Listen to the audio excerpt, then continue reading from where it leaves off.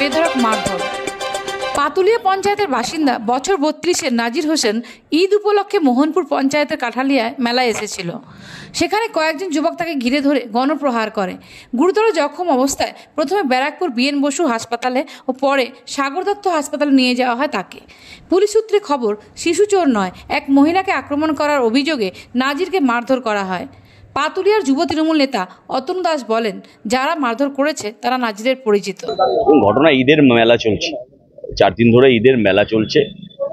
আমাদের একদম border area, আমাদের রহড়া থানা এবং মোহনপুর থানার বর্ডার এরিয়া।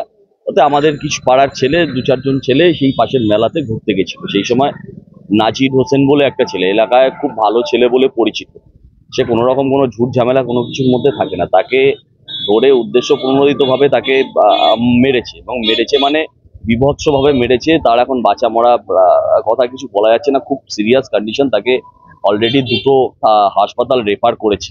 ইন্টারনাল হ্যামারেজ প্রচন্ড পরিমাণে, তাকে সাড়া দিতে পারছে না। জানি না, ছেলে ধরা সন্দেহ। ছেলেটাকে সবাই চেনে এলাকার, এরকম বিষয় না যে ছেলে বাইরের ছেলে, একদম পার্শ্ববর্তী এলাকার ছেলে। সকালবেলা ওরাও ওই ছেলেকে চেনে, এই ছেলেও ওই দিকে যায়, যাতায়াত করে। কোনো রকম ভাবে কোনো মানে ছেলে ধরা সন্দেহ করাটাই উচিত না।